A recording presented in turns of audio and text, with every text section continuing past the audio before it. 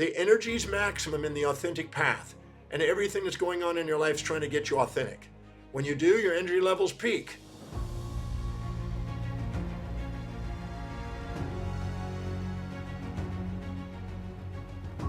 First, I want you to recognize that, as I've said in many of my presentations, that every human being has a set of priorities, a set of values, things that are most to least important in their life. Anytime they're living by their highest value, their energy goes up. Anytime they live by lower values, their energy goes down. Just think about it this way. If you are doing something you love to doing, you're energized by it, you're engaged in it, you're inspired spontaneously to do it. And if you're feeling like you're having to force yourself to do it and having to have extrinsic motivation to get you to do it, you've got a brake pedal on, you're resisting. You're less efficient in your fluent movement. So anytime you're doing lower priority things, you're going to drain your energy. When people are feeling overwhelmed and drained, it's primarily because they're feeling trapped, doing something that's not engaging and inspiring and spontaneously fulfilling. So going through what I call a distraction resolution process is to your advantage. Make a list of every single thing that you're doing and everything throughout the day, average day, multiple days for months. Just look at what all you do. Then look at how much is it producing per hour? How much meaning does it have? Is it something that is essential for you to do, or could be delegated? Could it be delegated? Because if you're not delegating lower priority things, you're trapped doing things that drain you. And if you're doing higher priority things, you're regaining energy. When you have more energy at the end of the day than when you started, you did things that inspired you. I sometimes people go, where do you get the friggin' energy? I go sometimes early in the morning at 8 o'clock and I'm still going at 2 in the morning the next morning, and I'm not nonstop all the way through. And if you're doing something you love, you're inspired by it, your energy goes up. If you're doing something you're not fulfilled by, it goes down. So if you're not delegating lower priority things and you're feeling trapped having to do them, you've got an alternative. If you haven't got anybody temporarily, at least, or at the present, to delegate things, go and find out whatever that is that's draining you, and find out how specifically is doing this temporarily until you can delegate it helping you fulfill what you value. Because it's mindset. It's not what you're doing. It's the perception of what you're doing. If I hit a hammer on your thumb and slammed it, you'd go, wait, what the heck's that about? But if I told you I'm going to give you $1 billion if I slammed your thumb, you'd say, slam away. Because you've now associated a fulfillment reward out of that slamming. So if you can take the things that you do on a daily basis that are not as inspiring, you feel like you got to do, have to do, must do, need to do, got to, should do, etc., and find out how doing it temporarily until you can delegate it, until you can find the individual to hand it over to and let them run it. If you can find out how doing that temporarily is going to help you fulfill what's most meaningful to you, your energy levels will go up right away, on the spot. If you're not taking command of your perception, your decisions, and your actions in life, you're not going to have vital energy. So either go and do what you love through delegating, or go love what you do through linking. In the Breakthrough Experience program, the signature program that I've done many, many times, 1,161 times in the world, I train people on how to do that so their vitality goes up. If you want more vitality, there's a science to it. Just that alone is the first step. There's many others, but that's the first step. Don't do desperate things if you want to expand your energy levels. Every time you're doing the various highest priority thing that you feel you're knocking out of the ballpark, you feel like you hit a home run, and you feel you're on top of the world, you're more broad-minded, more resilient, more adaptable. You're way more capable of handling whatever comes your way, and you embrace the pains and pleasures in the pursuit of a purpose when you do that, because your highest value is your purpose path. And when you're doing lower priority things, your blood glucose and oxygen goes into the amygdala, and you want to avoid pain and seek pleasure, which is futility. You're going to search for that which is not obtainable and try to keep avoiding things that are unavoidable, and you keep frustrating yourself and draining yourself. Every time you're in your amygdala and you're in that survival mode, you're going to drain. You might have a temporary adrenaline, but you're going to eventually burn your adrenals out and you're going to end up being fatigued. A lot of chronic fatigue syndrome is nothing more than saying yes to too many people on the outside that are imposing expectations on you and not knowing how to say no because you're not filling your day with very high priority things and too busy to say yes to that and no to the things around you that keep coming at you. So prioritize your life. Prioritize what you do. Prioritize what you read. Prioritize who you hang out with. Prioritize what you spend your money on. Buy assets that's working for you to make your life easier instead of working against the grind. If you keep spending things on consumables to depreciate, you're going to weigh yourself down. You're going to fill up your space with stuff, which will just weigh you down, and now it runs you. Instead of lightening yourself up and prioritizing what you do and only having high priority things that you purchase and let your assets grow that lift you. So the way you manage money will also raise your energy. The way you manage your time will also raise your energy levels. And the way you eat. Let's talk about food. You can live to eat and indulge, or you can eat to live and perform. I prefer the latter. I'm not an indulgent, impulsive eater. I don't sit there and go, oh my God, I got to have that. I don't live that way. I already know what I'm going to eat in advance and I prepare it. Not me preparing it as far as actually making the food, but prepare on the menu and tell my cook what the heck I'm going to have. I don't live by outside influences telling me what I'm going to eat. I eat maximum performing foods. When you have a day filled with something that's very, very important in your life, something really priority. Let's say you're about to have a wedding and you have it 10 days from now. I guarantee you, you'll be more likely to eat wisely, eat efficiently, not overeat, not overdrink. You want to make sure you look your best in that wedding dress or wedding outfit. So you have some purpose to drive you to perform that's meaningful, and you're not as much in the amygdala. Anytime you're not filling your day with high priority actions that inspire you with the executive center and the forebrain, you're automatically going to go into the amygdala and go by impulse and instinct, avoid and seek. And that's when the external world runs you. So the sales are on and now you consume, or the food that puts desserts in front of you, now you got to partake. I'm not a dessert guy. I have 2 grapes. That's my dessert. Because I realize that if I eat to live and instead of live to eat, I go farther in life. I have a higher probability of living a longer vital life. So also, if you're not eating with rhythm and consistency and with some sort of moderation, if you overeat, you'll tend to slug out. If you undereat, you won't have enough vital energy from food. If you're not finding out that moderate zone and being consistent on it and keeping it rhythmic, that means if you eat 3 meals a day, stick to 3 meals a day. If you eat 2 meals, eat 2 meals a day, but don't go 2 meals, 5 meals, 3 meals, 2, 1, 1, 2, 3, 5, 1, 3, 4, 2.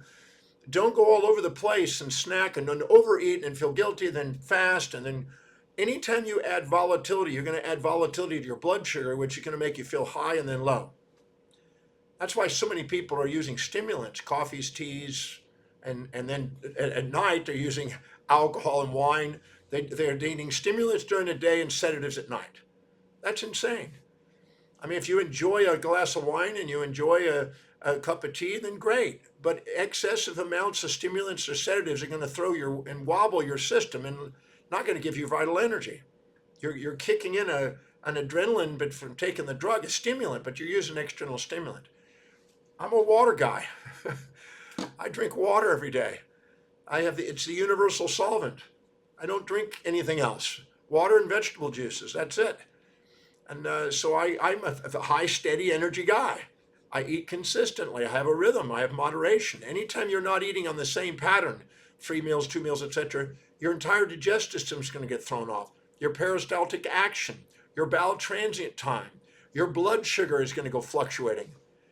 When you eat a rhythmic, consistent pattern, you have a higher probability of having a consistent energy level.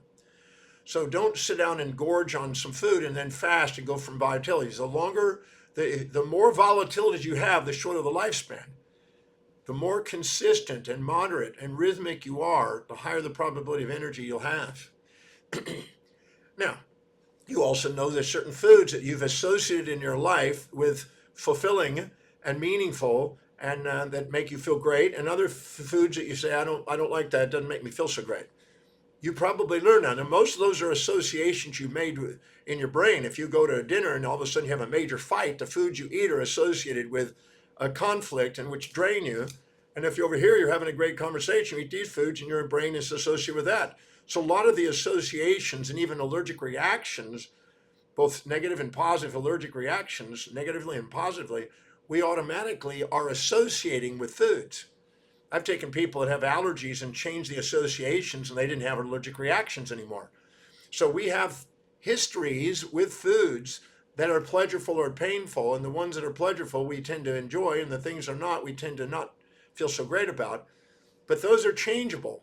You can actually change the associations and make almost any quality food something that maintains it. But if you eat moderation, if you go and pig out and overeat and then slug out, you're not going to have. That's like gaining energy is like fighting for peace. You're gonna end up having this conflict in order to have peace. Wiser to just have moderation. Now, when you're living in your executive center and you're doing higher priority things, you're more likely to moderate your eating. The cardiovascular disease, the stroke, and the obesity and diabetes and these conditions, a lot of them have a lot to do with not having governance over your amygdala and overeating. So moderate eating, consistency, and rhythm pays off. And the same thing, you want to make sure you have a proper bowel transit time, so you want to make sure that you eat a proper amount of fiber. If you're not eating enough fiber, your Bristol stool specimens will move towards rocky hardness, and if you eat too much fiber, it'll move towards wet and loose stools.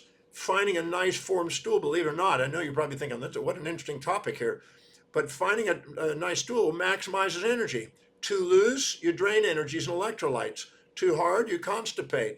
You slow down. Then each one goes and creates a different microbiome, and this one over here creates a different microbiome. Too loose, a different microbiome, which then secretes neurotransmitters into the brain to make you feel fatigued or frustrated or anxiety or depressed. And the same thing over here. Both of those extremes alter neurochemistry in the brain, but microbiomes, autonomic function. Too much fiber is parasympathetic, too little fiber is sympathetic. When you're under distress response, it dries up the bowels and slows it down. When you're under elation and some sort of infatuation, it speeds it up.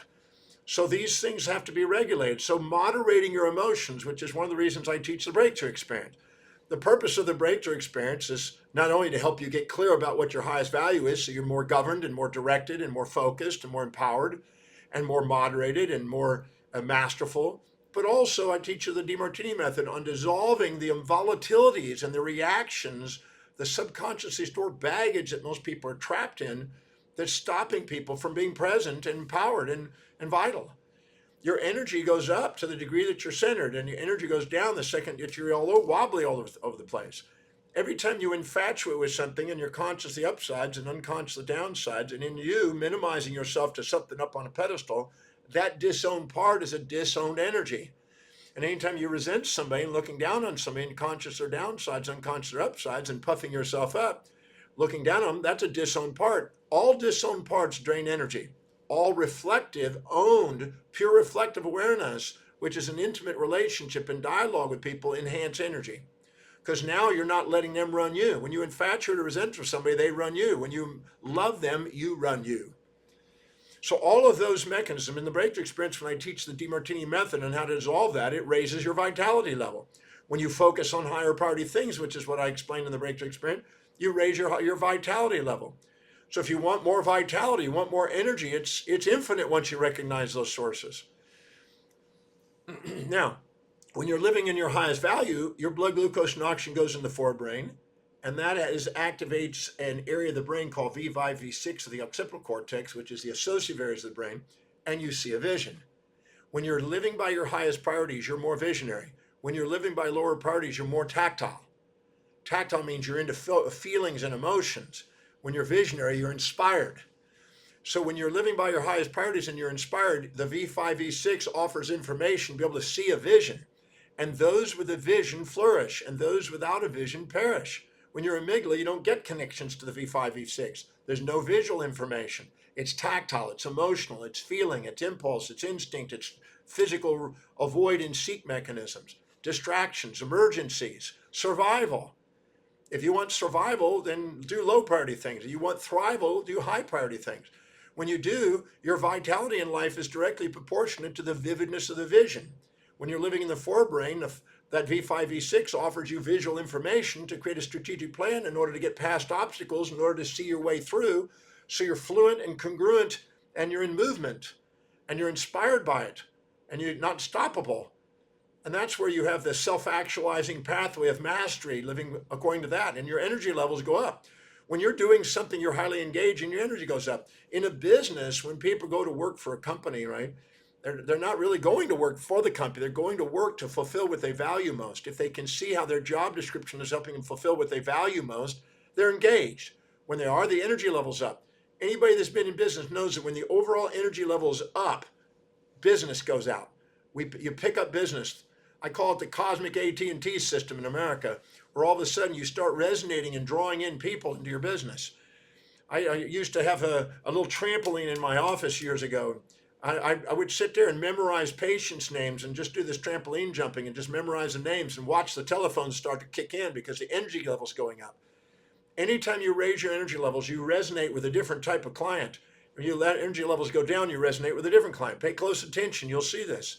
So if you're living by, it's almost like it's trying to let you know if you want to have a fulfilling business and practice or career, live by priority. It's creating the symptoms in your life, drained energy, stranger clients, more frustrations, more distractions when you're not living by priority. If you're not eating by priority, if you're not eating with rhythm, imagine if you're engaged in your work, you don't even want to stop and take a break. I rarely take breaks. People go, when are we going to take a break? I go, how long has it been since we last went? Oh, 3 to 7 hours or something. You don't even care about that. Most people are living for breaks. They're living for vacations. They're living for retirement instead of living for something that's deeply meaningful, inspiring to them, that they're engaged by, where that vitalizes them. If you're having Monday morning blues, Wednesday hump days, thank God it's Fridays and week friggin' ends, you're doing lower priority things. But if you're doing what you love and loving what you do and don't care about what day it is and don't care about breaks and don't care about vacations because your life is a vacation, now you've found your mission in life. And your vitality is directly proportionate. That's why in the breakthrough experience, I'm geared and dedicated to one thing, and that is to help you find your mission and help you live by priority and to help you dissolve the distractions that are keeping you from being present and empowered. You want to master your life. That's what the program's for, to help you master your life. So your vitality is up. Many of my students have started to prioritize their life and started to dissolve it with the Demartini method, all their baggage. Notice the energy levels. They immediately report it. I get letters every week coming in saying, hey, my vitality's gone up, my chronic fatigue system cleared up. I had a guy that came into my breakthrough experience in Calgary, Canada. They had wheeled him in not a wheelchair, but a bed, a friggin' hospital bed, an IV for chronic fatigue. He started listening to the presentation, and his wife came up and said, look, he's probably not going to sleep 15 minutes and to be awake 15 minutes, sleep 15 minutes, this kind of thing. I said, I don't care. If he's in the back, he wants to do what he needs to do. That guy was up from 8 o'clock in the morning to 2 a.m. nonstop. The next day he didn't come in with his bed because he found his mission. He found out what was priority. He realized why he was distracted. He realized that he had been sitting there playing victim of history instead of master destiny. He now changed his perceptions of what had happened in his life because he got fired from this big conglomerate up in Calgary, Canada in the oil industry. And all of a sudden his executive position was gone and he was up in age and he wouldn't think he's ever going to do it again. So he perceived end of the world kind of thing. And when he did, he went down his amygdala to survive, and boom, he was now distracted by anything. Chronic fatigue syndrome, blamed it. That man changed that weekend. That title of his disease changed that weekend. Most people don't believe that's possible, but it's friggin' true. It happens. And I watch people when they find out what it is that really inspires them, that really prioritize their life and really delegate lower priority things and really live for something that's meaningful. And they start to not eat for impulse and not impulse shop and not spend money on distractions, but focus on buying assets and investing in quality food and making sure they live to perform.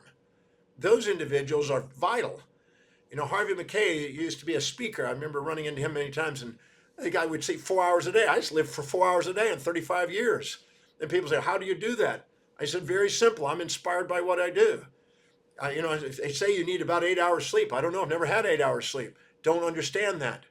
To me, that's basically a drained life if you're sitting there. Now, some people require that, but I really usually find out ones that require that are usually not as engaged, not as inspired, not as focused, are not delegating as much, and they're feeling overwhelmed and sometimes scattered by things. Go and look. Just be honest with yourself. Some people may need more, some people may need less, but the people I know that are very high energy individuals don't require as much sleep. They're inspired by what they do. They can't wait to get up in the morning. They don't want to waste their life by just resting all day. They got things to do. Now, if your body is letting you know to sleep, get some sleep. But my experience is if you're eating wisely, you're drinking quality things, you're not creating volatilities, you're not distressed, your energy levels are higher. I don't know if this is making any sense or not, but this is just what I've observed in my life. So yes, is it useful to take supplements and vitamins? Somebody asks me that usually about energy. Absolutely. Your nutrients in the foods are probably not like they used to be. It says no harm in taking a supplement in your life. I know I took a supplement many years ago, and I noticed that my skin and my pores in my skin were better, and my hair loss was a bit less sleep in the eyes. I noticed a change, so I realized, and I was eating very well. I ate very well, but at the same time, I supplemented it just to make sure. So I do believe that that's helpful. I'm not going to guarantee that's going to get your energy up, but this certainly isn't going to be an unwise thing to do. So prioritize your life, take the distraction resolutions, delegate the things off, say no to things that aren't really priority, get on to priority, give yourself permission to do what's really most meaningful to you so you're inspired, so you can't wait to get up in the morning and be of service to people. Make sure you create sustainable, fair exchange with people. If you try to get something for nothing or give something for nothing, you'll eventually drain yourself, because you'll burn out trying to rescue other people, or you'll burn out when they don't want to do business with you because you've been too narcissistic. Find an authentic self. I believe that the energy is maximum in the authentic path, and everything that's going on in your life is trying to get you authentic. When you do, your energy levels peak. So prioritize what you're eating, prioritize the pattern. Don't sit there and, as I said, jump all over the place with your patterns. Keep consistent. People look at me and they go, you want your regular? Yes, I want my regular. They go, why do you eat the regular foods? Because I've already figured out what is the highest priority foods to consume, and I stick to those ranges, and I stick to them. And because I don't live to eat for indulgence. I don't go, what about the flavors of this? I don't care about that. I'm interested in performance. I'm interested in what's highest in my priority. If you have a higher priority on eating and indulgence than you do on a mission and some purpose in life or something that's meaningful, then you may be in your amygdala instead of your executive center. And that's the whole purpose of the breakthrough experience, to get you to transcend the amygdala's rule of your life and to get into the executive center where you can self-actualize. People basically think about this when you're life, when you're doing something that's extremely meaningful, really inspiring and engaging, when you've lost track of time, there is no time, you're present. There's more energy. You don't want to stop. You forgot, you didn't even look at the clock, and all of a sudden it's 2 a.m, 3 a.m, you go, oh my God, I guess it's time to get a bit of rest. You're engaged in what you're doing. My son is in video games. He loves his video games. And he's got a video YouTube following. About 55,000 people are viewed his shows and whatever. He's up till 2 or 3 a.m, just like I was. He does 12 and 15-hour days doing that. He loves it. And that's because he's doing something that he's inspired by. When he does, it's like engaged. You get him out of that area, just like me. You try to put me into cooking, I fall asleep. But you put me onto doing presentations like now, I'm alive, I'm awake. So go and do something that really means something. Your whole life is offering you feedback to make sure you're living by what is meaningful, prioritized, and your highest value is the thing that's most authentic. It's the most purposeful. It's where you excel the most. It's where you're going to have the least resistance and the most effective and efficient actions, where you're spontaneously inspired. And you don't get any more energy than being spontaneously inspired. Doing something because you have to, doing something because you need a reward or a punishment if you don't do it, is not going to energize your life and vitalize your life. So if you would like to have more energy, I just gave you a few of those things to be doing. But I just know without a doubt that if you go and learn how to prioritize your life and go and learn how to do the Demartini method at the breakthrough experience, it's going to expedite your energy levels. And I don't know about you, but my energy levels, when they're up, my business goes up. if you're letting your energies drop, you're going to affect your business also. It's going to affect your economics. It's going to affect your social standing. You want to empower all areas of your life? Your vital energy is a key element to that. That's why in the Breakthrough Experience, I do what I can to show you how to maximize your vitality and your energy. I'm interested in the Breakthrough Experience and helping you wake up your genius so you can create original ideas that inspire people and make a difference with your ideas and wake up your genius capacity. You can learn all the things you want to learn. I'm interested in you growing whatever the business capacity is, and your business may be your spouse, and making sure that they're a satisfied customer if you're not out in the workforce, the typical workforce. But if you're out in the workforce, you want to grow your business, if you want to grow your wealth, if you want to grow your love and intimacy in your relationship, if you want to grow social standard, if you want to grow vitality and more youthfulness, if you want to grow your inspiration, that's what the Breakthrough Experience is about. That's what I've dedicated for the last 34 years of my life. Information gleaned for 50 years of research to help you vitalize your life and to live a more empowered life.